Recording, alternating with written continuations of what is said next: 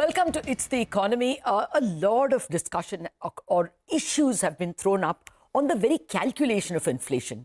First, should amount of food in the CPI basket be brought down? We just on Friday had the household consumption survey, the second edition in 2 consecutive years come out, and that's indicating that amount of money that households are spending on food is down. So, should the weightage be brought down? Secondly, the big question that the MOSPI, the Ministry of Statistics, has thrown at economists: how should you treat the free food that is available under PDS? Is that weight getting distributed to others, or should it be counted as some expense and given some weightage? That's a big question that's been thrown at us. And the third one is the finger pointing in the November monthly review of the economy by the Finance Ministry, saying Reserve Bank's tightness created the slowdown. Let's see how much we can fit in, but we have 2 stalwarts to discuss this. Dr. Pronab Sen, former chief statistician of India and who knows a thing or two about how these indexes are put together, and Mridul Saggar, now professor at IIM Kozhikode, but he was a member of the MPC and should know a thing or two about how we should look at the CPI itself. Dr. Sen and Mridul, thank you very much indeed for sparing time for us in a holiday week. Dr. Sen, you first, sir. First, is it very clear from the 2 household surveys that food needs to be given a lower weightage? If yes, how much? Absolutely. I mean, look, every time we've revised the CPI, we haven't done it too many times, the food share has gone down. And that's in the nature of consumption behavior. So the food weight will go down and should go. Okay, you know what the numbers showed is that it has come down in rural areas in 2011 from 53% to about 47% now. So should we expect a substantial downtick? I mean, you're looking at some 3 percentage points lower or something like that?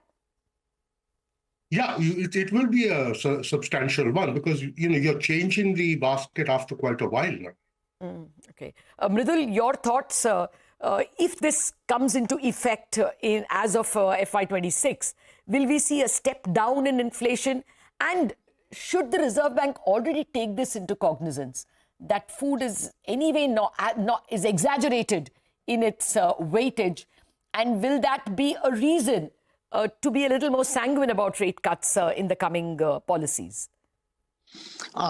I think I'm totally in agreement with Dr. Pronab Sen. I mean, it's no brainer that the weight has to come down.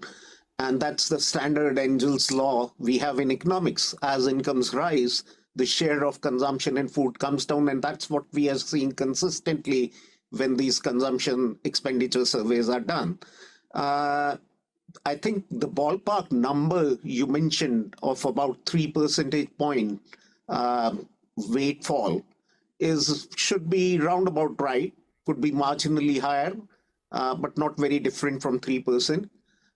So from the present weight, we could see it fall around 42. It's hard to pinpoint exact numbers because we do not have the full details of the consumption expenditure survey. And I'm sure MOSPI's expert committee, which is going into the base revision, will do the necessary exercises at item level and then come to the subgroup level, then to the group level, and then arrive at what is the right weight. So in some sense, you could see inflation rates month to month could vary, but could sort of fall by about 0.2 percentage points. Not significant enough to alter the monetary policy compulsions. The monetary policy still faces that hard dilemma that inflation is higher than what is intended while growth is slowing down. Oh, okay. It's only 0.2%, is it? Oh, I thought the impact would be a little more because last few months, it is food inflation that has been rising at 8 to 11% in the last 18 months, Mridul. So if food is taken it so high and the weightage is going to come down from 46 to 42 approx, then it's only 0.2 that it will bring the overall inflation down? I guess 0.2 to 0.3 should be the ballpark number. Okay. But you can't really pinpoint on 1 month's data. Each month would be very different. So, Okay. So you don't think in the the sense MPC... the rates are year on year again. So, so you have to recognize that the CPIs would change year on year. Okay, fair enough. Okay, I was running away that maybe after seeing the second survey, the first survey already told us, and that was reiterated by the second survey, so I got a little excited. Well, Dr. Sen, the next point of PDS, the MOSPI themselves have invited your opinion, and I'm hoping Mr. Saurabh Garg is going to look at this interview. What's your sense? How should PDS free food be treated?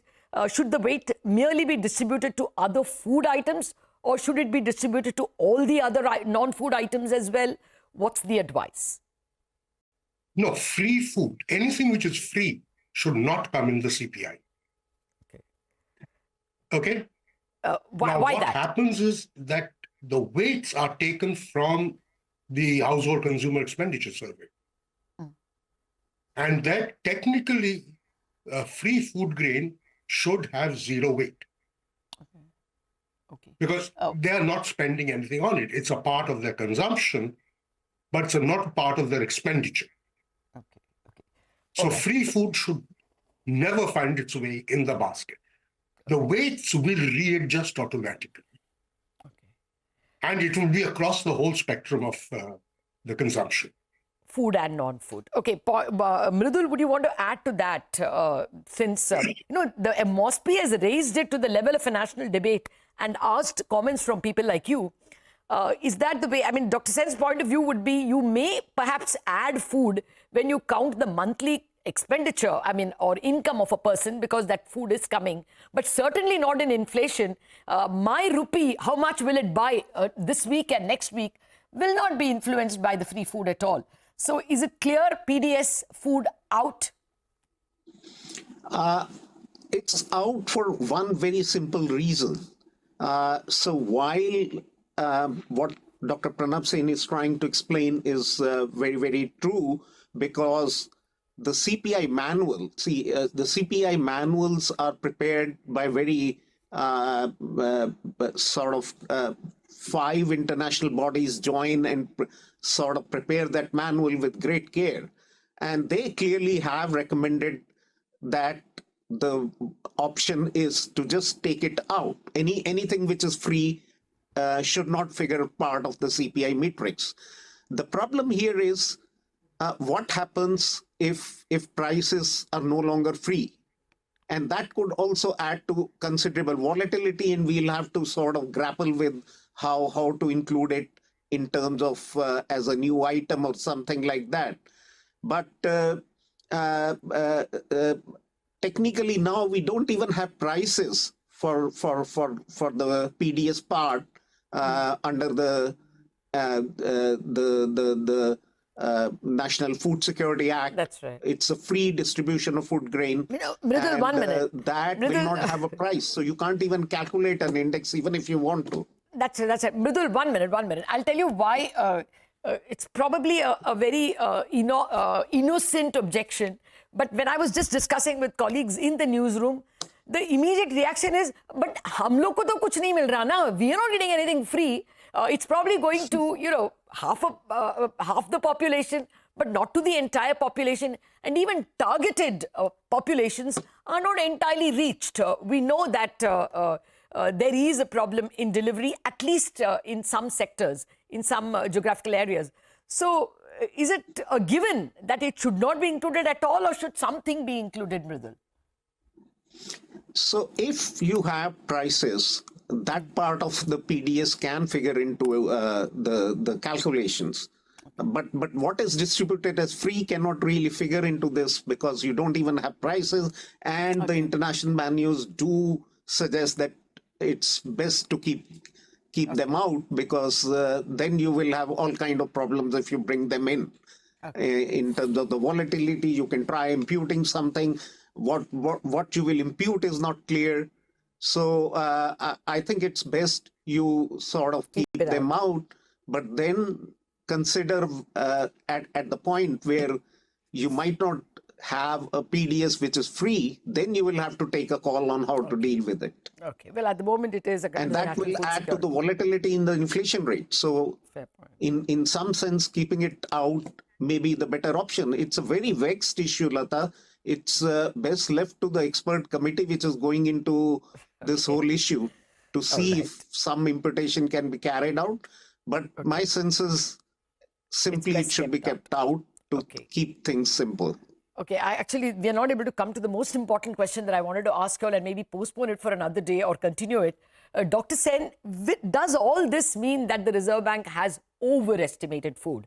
First of all, in the basket itself, it is lower, and there is the free food calculation also that's included. All told, and there is this, of course, Finance Ministry accusation that liquidity perhaps was kept too tight. Macroprudential rules also came in. Is the accusation fair that Reserve Bank probably kept things too tight? Not at all. Look, Latha, the weight of food can come down. PDS may be free, so you omit it from the basket. What's driving inflation are essentially fruits, vegetables, meat, fish, and eggs. Now, the fact of the matter is that even if the share of food comes down, within the food category, you're going to get the weight of cereals, which have been completely stable, going down. So it's not going to affect your inflation downwards. It may affect it upwards, for all we know. Okay. All right. Okay. Well, just 10 seconds left. Mridul, you want to add, is the accusation fair? I am with him. On a larger ground, I would say that it's not fair to blame the RBI because RBI doesn't produce the statistics. It's produced by the competent statistical authorities. And where things had gone down wrong have been substantially corrected. I'm really admiring the way now work is going on in MOSPI. And you would see a whole lot of new statistical improvements coming in all fields. Apart from that, if inflation is high above the target, then you can't just blame RBI for the growth because the mandate is very clear of the inflation targeting framework. And the growth has to be addressed from complementary policies on the fiscal side and other administrative measures. Yeah. Fair point.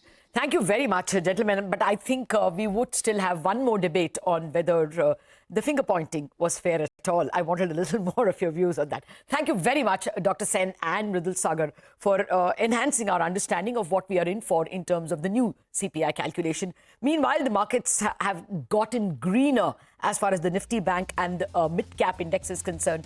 Both of them up 1/3% and 1/4%. And on that positive note, we wind up on Bazaar and hand over the baton to Chartbusters after a break.